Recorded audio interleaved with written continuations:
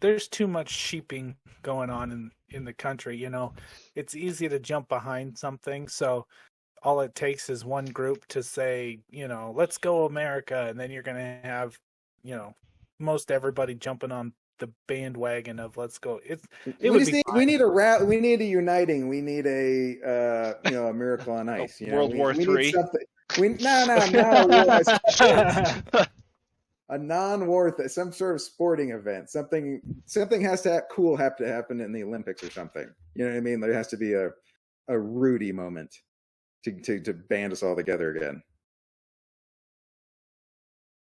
Or we'll just fight it out on Mars with the rovers. You think we're going to still be fighting on our way to Mars? Oh, you stupid son! Yeah, come on. We're all on the same team here. See, and I mean, follow me on this, John. You might get a kick out of this. What if all of this work that we've been doing with these rovers and China's rovers is just to film a really cool BattleBots episode? See, that would be awesome. Money well spent. I think there's no one's going to argue with that on that one. Especially since the rover's the size of a truck. Yeah, I mean, and, all of a sudden they get in an arena and there's Michael Buffer's up there. Let it ready to rumble. And then, they start throwing flamethrowers and saws. That'd be badass. And one of them gets disqualified because she was actually oiled with hash oil by mistake. And then they ban her, just like the sprinter lady. That's a bummer. Yeah. Flying cars were to come about, it's not going to be that. It's going to be a variation of a drone. Because it's the safety features, the redundancies that can be built in, the technology that could be used is going to be greater on something that has, flies like a helicopter versus something that flies like a plane. Well, and what about, do you guys remember the Aqua car? Do you remember the car that could also be a boat? Remember how popular that was? I mean, it's still popular. It seems like a fad. It seems like a small. I don't know. What are the odds? It's not. It's just like the Aqua car, where a couple years later, nobody really. It's a blip. Well, yeah, it's gonna be a blip because it's not something designed for the main populace. I'm not an early adopter because I think that just safety-wise, it's not smart. If you had pilots operating these things, that's one thing, but certainly you can't market this to the masses because, I mean, the crash ability of something like that is too high. Crash ability. Right. And like I said, it's, you're driving down the road, hit a pothole, and it messes up the propeller or something. Yeah, and then you try and take off and crash. That's going to be very limited to just airports. Right. Well, actually, you know what the latest feature that they're working on? Have you heard this? Do you want to know what the newest thing? What's that? It's they're working on putting a toilet in the car that actually has a release valve, so cars can shit on birds. Just because payback's a bitch. Am I right? Payback's a bitch, birds. There's shit coming for you. You're overdue. That could have been made up. I'm all for it. A beige. How about a nice throw rug? Can we have a throw rug? Kirk, you haven't even been able to get a glass of water, so any of your recommendations probably aren't going to fly. That's true. Nothing as refreshing to a parched throat as two nice corn dogs.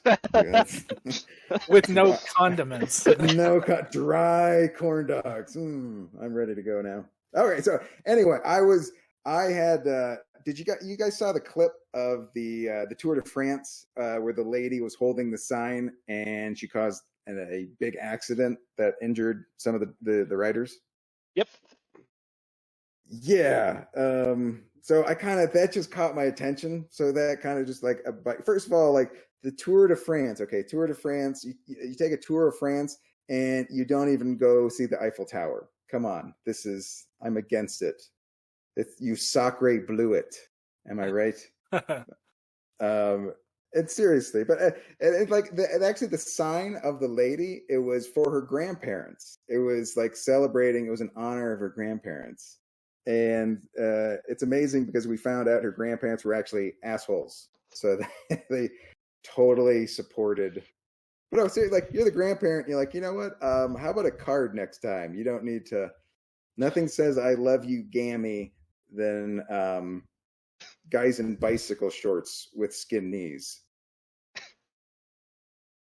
Hey, maybe some people are just into that kind of stuff, Kirk. Right, you're true. You don't want to judge. That's true. But it's just as a bike rider, I'm an officially adult. I'm not sure about you guys. I'm an adult, so I put business cards in my spokes, just because that's what I'm and sidebar. What do you think, motorcycle riders? What do you think they put in their spokes to sound like bicycles? Bells. Did I just blow your mind? You think they go bells and the basket of kittens with streamers? Yep. Or they. What? I said, or they just don't. Or they don't. Well, did I tell you I had a job once? Did I tell you I had a bike messenger job? Did I tell you this? No. Yeah. I was a stationary bike messenger. So it was, people got mad. They had to come to me, which totally defeated. It's a bad business model. Actually, I'm actually looking for a new bike right now, and everyone keeps I haven't ridden a bike in a long time, and it's been like 20 years, and everyone's like, oh, I'm gonna start riding a bike again, and everyone goes, oh, it's just like riding a bike, and I'm like, it doesn't help. Sure, you're not. I know your heart's in the right place, but I don't know. That's what. Don't start riding a bike, Kirk. Bikes are lame. No, it's for exercise and the environment. Or just fun. Nothing like having a seat riding up your butt. That's always, Yeah.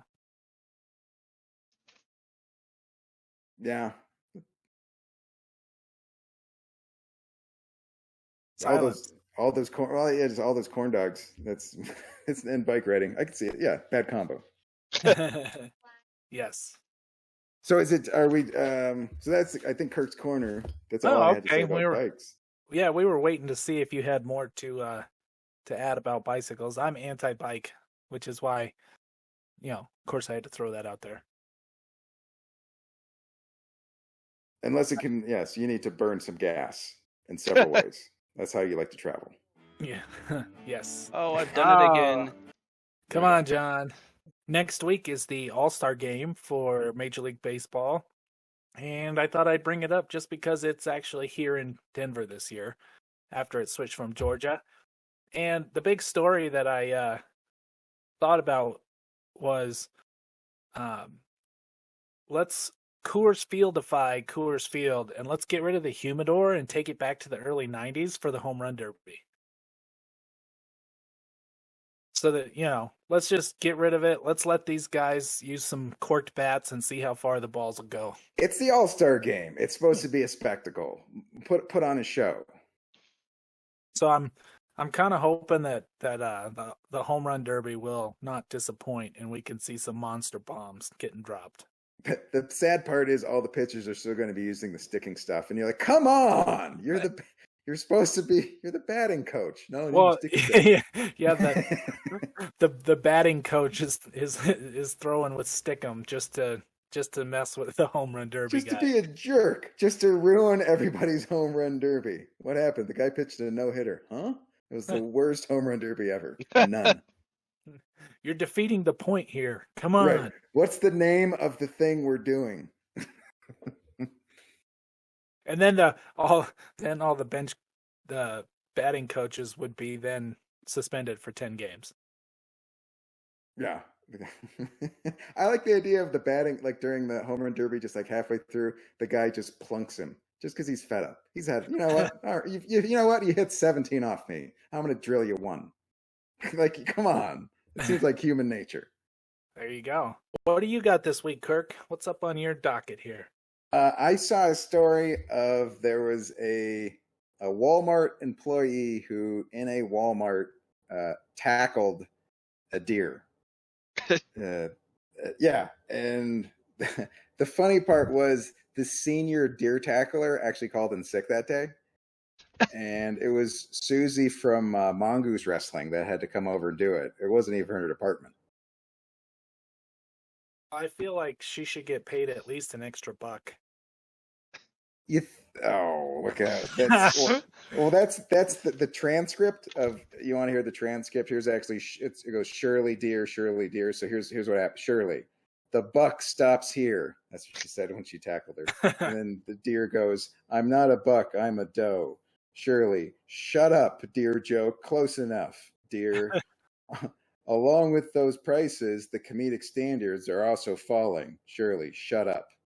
And scene. So that's the actual transcript of what happened. And after actually getting tackled by Shirley, the deer said, you know what the deer said? What's that? Doe. Well, come on. I feel like, on a serious note, I feel like it takes a pretty ballsy person to tackle a deer. And they actually said it was so it didn't like hurt itself on the shelves or something. And she was literally just pinning it down, holding it.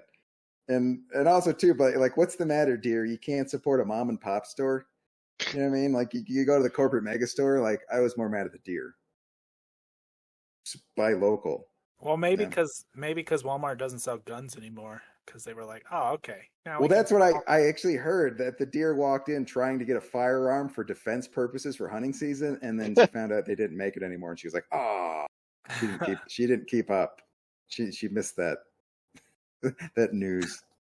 I feel like I'm just going off of, myself, but if I was in a Walmart and I saw a deer, my first instinct would not be to tackle it. Season, like, she just avoided it or something? I'm surprised nobody shot it. And also, you know what? The Walmart, the corporation, is forcing the employee to write an apology letter to the deer for injuries suffered. So they're actually making the employee write a dear letter. Okay. All right. Come on. That was the last one. I had to get that in. Come on. A dear letter. You're not going to hear that anyplace else but Fuzed Relativity. Almost guaranteed. I would wager $1 on it. All right.